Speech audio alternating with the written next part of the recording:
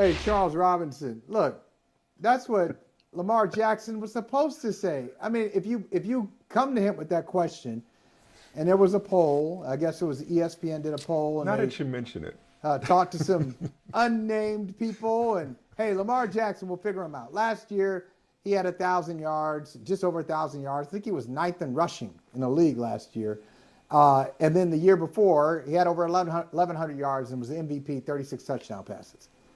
So figuring him out, I don't even know what that means. Like, that's what Lamar Jackson. If I'm him, I'm saying, what does that even mean? Figure me out.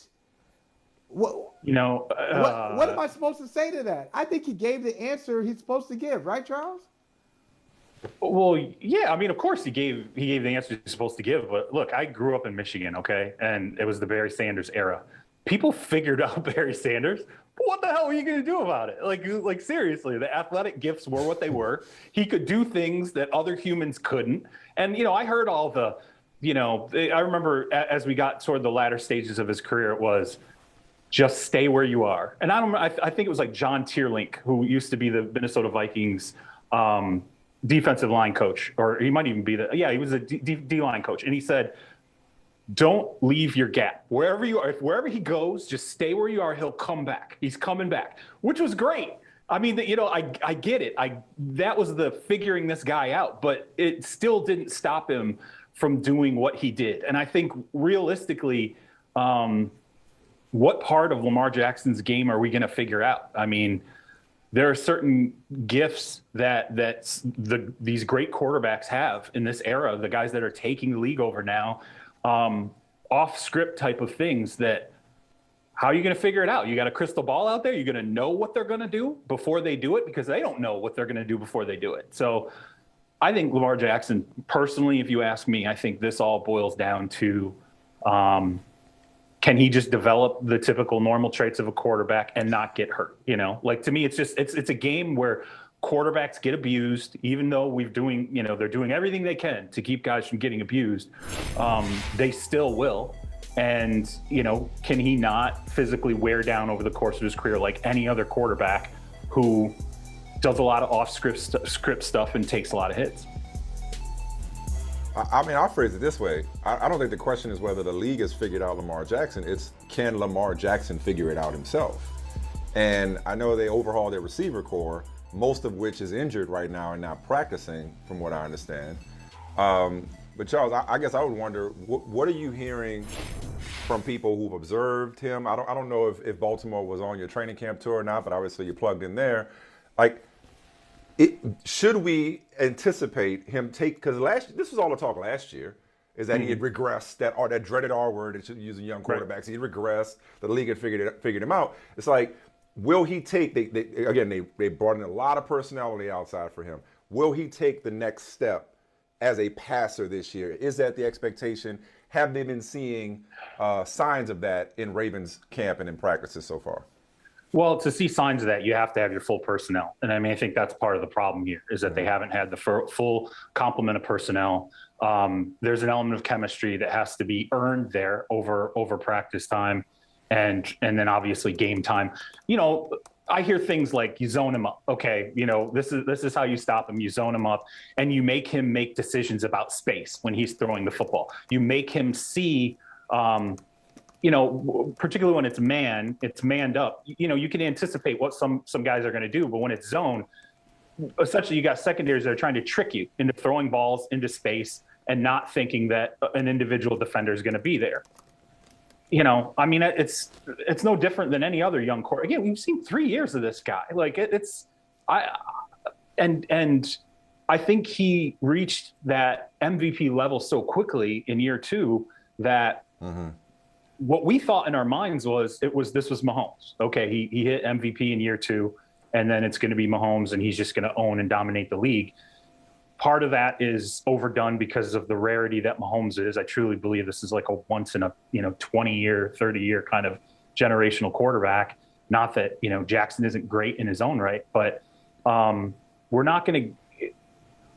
Defenses in the NFL live their entire off seasons trying to figure out the one thing that you do poorly, or the where the easy weak spot is personnel-wise for your team. You know, like you guys are so familiar with Bill Belichick. What did he always do? He said, I'm going to take away whatever your best offensive piece is, we're going to give you this guy. We're going to let this guy run and go do all this different stuff. But we're going to take away this one thing that we know you can't live without. And then we're going to force you, to adjust. And I think that's the part of the game that when we talk about can Lamar Jackson figure himself out, it's that adjustment. What does he adjust to as a counter move on the field, throwing the football? But you got to have players there to do that. You got to have everybody. The practice time's important. The game time's important. All that's important. Yeah. So,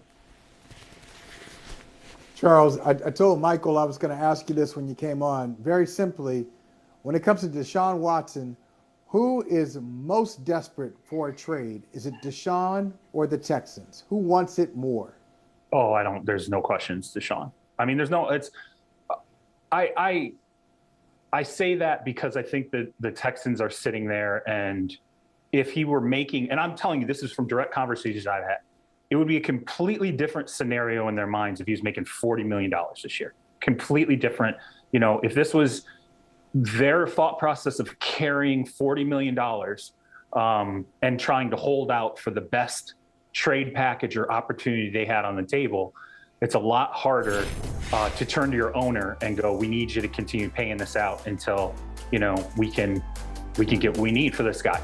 He's making, like 10 and a half. Okay. I think it's 10.4. I know I'm probably slightly off there, but it's between 10 and 11.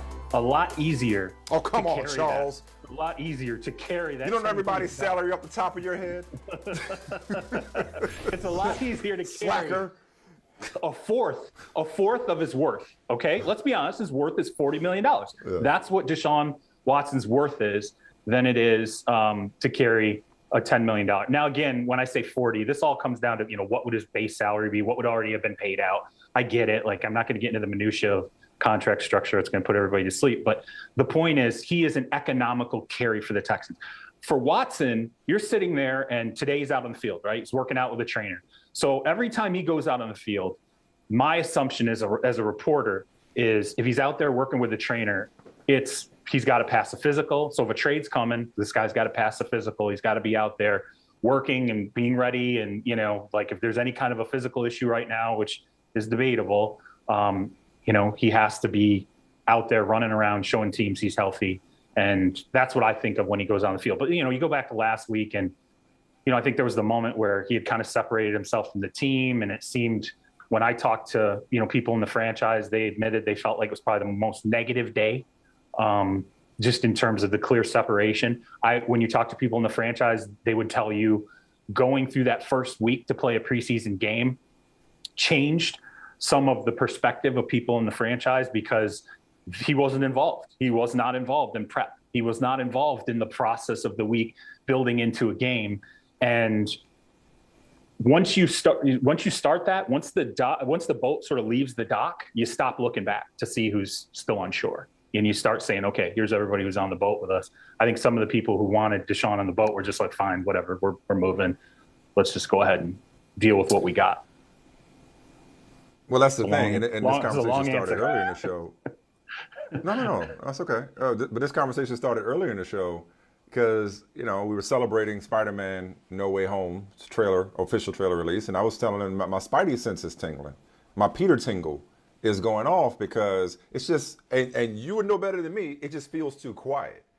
And something has to give. If the NFL is not going to resolve this for all parties involved and place him on a commissioner's exempt list because the evidence or the accusations or the circumstances or what have you don't rise to the level of some form of league discipline, mild though that is by comparison, relatively speaking, like, where does this go? It feels like, because it's always, you talk about a boat and leaving the shore, let's go calm before the storm. It feels like something's got to give because even though, and I love your point about his contract not being an albatross that they can't carry into the season, it just feels like the Dolphins are laying in the cut. Deshaun's not changing his mind. The Texans want to move on. Feels like something's got to give. So having said all of that, does it feel like anything is more imminent than the last time we talked? I know you haven't stopped working the phones on this. Are they going to go into the season like this? Look, I don't think if the compensation was there that they want, okay, and I heard you talk about the 3 firsts and 2 seconds. If that's the compensation that's on the table, let's be honest. The only thing, personally, I think because teams are starting to compartmentalize this, and what I mean by compartmentalize it is, first things first. It's okay. What's going on in the various investigations, and then you get to the point where you turn and you say to the league, what is going on in 2021? So if your stance is like Rusty Harden's out here effectively saying they're waiting to wrap their investigation into Deshaun, they're waiting to do that final interview until all of the criminal processes that are running right now are concluded, then that's probably going to take you through the totality of the 2021 season. So for teams, that are interested in him, they're going to turn to the league and go, okay, well, is he right? Does that mean that your process is going to be shelved throughout 2021, and thus this guy would be eligible to step on the field for us in 2021? Well, if that's the case, then that's one box you check off and go, now can we move forward with a trade and then process out all this other stuff after that? So I think like if the compensation's there on the table, and the league sends the message to be it the Dolphins, maybe it's the Eagles. I'll give you a good example. When Jalen Hurts had the medical issue and he didn't play in that game, I'm texting everybody going, what's going on today? Like why, something, this is weird. Like, is this a trade? Like your spidey sense was tingling. I'm hitting people in the Texans franchise, and I'm like, would you deal for Jalen Hurts? Like, would he be part of it? And I was told no, we're not. We're not looking to acquire. We have the quarterbacks that we have. We're not looking to acquire a quarterback in a deal. It would be, draft picks. And so every time one of these teams, there's something that happens, like I said, Deshaun going on the field today and working with a trainer, you're trying to read into, is this sort of the precursor to what we've all been waiting for? So, but I really truly believe that a big component of this, and I truly believe there's a reason why Rusty Harden said what he said at his most recent press conference, where he talked about the league investigation, is teams questioning, will he be on the field for us in 2021? Like if we're gonna take this on and go through the PR inferno and everything else and have all the questions asked of us, which I told you, I think it would be a ballsy trade for any general manager and head coach and owner. If you're gonna go through the fire of that, you probably want this guy in the field in 2021 showing why you were willing to roll the dice on his talent. So Charles, if you were doing the draft in your fancy football league where you guys bully people over picks that you don't agree with, I'm just saying, just throwing it out there. I'm over past experience. But if you were doing the draft, this is Jason Witten in the first round. This is Jason Witten, right? I knew he was going to bring up the Jason Witten. Not even prime Jason Witten at that. It's like let's never forget that. 9 yards to catch Jason Witten. He was in his prime. Anyway. If you were doing your inches draft, after catch, how long? Jason Witten, not yards. How long would the draft go? What round would you have to be in before you called the name of JaMarr Chase? Oh, payback or something. Before you called the name of JaMarr Chase, how long would that draft? I was going to ask him about that. I was going to ask him about that. Dude, you stole my question and inserted shade. Hold on, Charles, before you answer that. I was going to ask you about this. And Mike, we communicate over text, that's what all the type it is. And he's like, I got one that's silly. Man, Charles, I'm so scared for my sake. You got to understand the context of this question, Charles. Draft day, we talked more about the Bengals than any show in the history of television talked about the Bengals outside of Cincinnati. Because he was like, Penny Sewell. I'm like, nah, I get it. Get a tackle later, JaMarr Chase. What, he dropped 3 in the game and 2 in practice? Bro, this is vexing my spirit right now. Please tell me some good news. Tell me he's the next Jerry Rice, and they'll figure it out after some rookie year drops. Please. I can't live with Michael Holley telling me I told you so on this one. Look, I don't want to push the panic. I don't want to push the panic button. Okay, you look at the Broncos. They take up the Alabama kid in the first round last year, and he has a lot of drops. Okay, and that was Judy? That one. Oh, yeah, Jerry Judy. And it went. Sorry, I should have said his name. I feel like I'm talking to my buddies here. It's like you got to remember. I'm talking to everybody. Scouts. I'm talking. Yeah. So yeah, they take Jerry Judy. There's a lot of drops. Extends throughout the season, and it becomes a trend. I would say it's important for JaMarr Chase at this point. Look, you have to not let this become something that becomes a mental thing in your head and when you talk to coaches about things like catches, it does become a mental thing in your head. You start to get. I always think of Moneyball when who is the actor? He was in the Marvel movies. That was the first baseman in Moneyball. They converted him from catcher, and he didn't want to play first base. You're talking about Chris Pratt. He plays Scott Hatteberg. Yeah. Chris Pratt. Yeah. Scott Hatteberg, Chris Pratt's playing Scott Hatteberg, and he and David Justice are in the Stephen Bishop, my guy. Yeah, Stephen Bishop. Yeah, and who, by the way, has a sweet stroke. Obviously, former baseball player. But they're in the little cafeteria area, and David Justice asks Scott Hatteberg, like, what's your biggest fear? And he says, of a ball being hit in my general direction. And that's kind of what, when receivers start having drops stack up, pretty soon it's like, I think there's a mental aspect of it. It's like a fear of this, like this is, if I drop this one, especially if it's that first one, you kind of go in the tank. But this is where coaches, and I truly believe this, this is where a lot. Yeah. By the way, those all weren't perfect balls. By the way, I want to argue, like, the 3 drops in that game. Go back and look at them closely. It's not like they were perfection. Could he have caught them? Yeah, but I mean, they weren't perfect. The second one was the bad one. The second one was the bad one. That one looked like yeah. Yeah, where he kind of tensed up a little bit there, but look, alligator arms. Yeah. I think they hit his hands. This is how coaches, though. I think it's incumbent upon coaches to do what? You give them an easy one.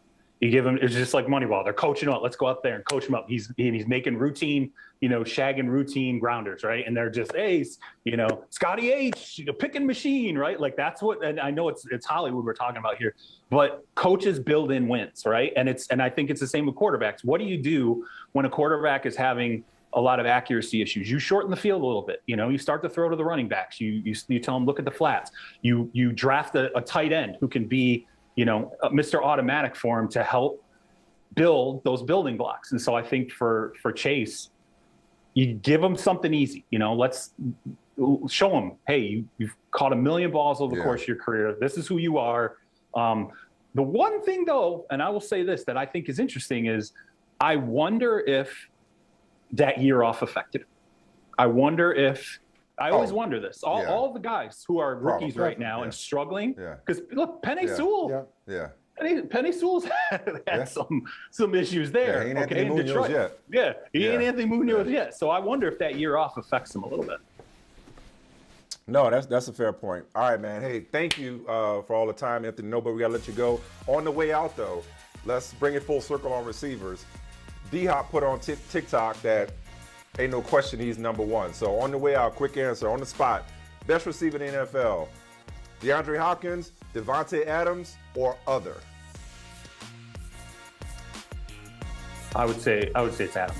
I like the full package of Adams better. And by the way, the Patriots, come on, man. You didn't tell me they didn't know that rule. Come on. Yeah. Misunderstanding. When you phrase it that way. But wait, when you phrase it that way, because we know they know rules. They know them all too well. Oh, yeah. Enough to skirt them and circumvent them. Right. Yeah. No, I misinterpreted. I walk right into that one. Hey, I misinterpreted the rule. And I just want to tell you that if you talk to other GMs and coaches about guys who are not vaccinated, they will tell you literally the screaming red flashing light that they tell you about the players as soon as you knew you were going to have unvaccinated players. They cannot leave town. So when you have your bye week, they can't leave town during your bye week. When you have an off day on Tuesday, they can't leave town. They have to be there to be tested. The Patriots missed that memo, right? I don't know about that. Just like he said about club approved. They had to follow the sword like that. Somebody should have told him don't go. If that's the case, cut him. So that means they told him no go and he went anyway. He shouldn't be on the team at all. Not let alone on the bench. Listen, if you really want, what do you want from Mac Jones? You want competition, right? You want to keep competition. You want to keep pressure on the kid. Go out and have your best day every day. Congratulations, getting some first team reps. Cam's coming back. Okay, he still looks like the starter. That, I mean, if you get rid of Cam, you're taking pressure off of Mac. You want that there, No, right? no, You no. want the I'm competition. not saying they should get rid of him. I'm saying I find it hard to believe that even though they should have known the rules, that Cam defied organizational instructions and left town when he shouldn't have. That's all. Now, But, listen, hey, I think it's appreciate Don't that. y'all hear the music? Real quick, Don't y'all I hear think the it's music? I think it's possible Cam, I know, didn't know. and I'm the biggest- I think it's possible Cam didn't know. Okay, fair enough. All right, fair enough. Thank you, Charles. We appreciate it. Take care, guys.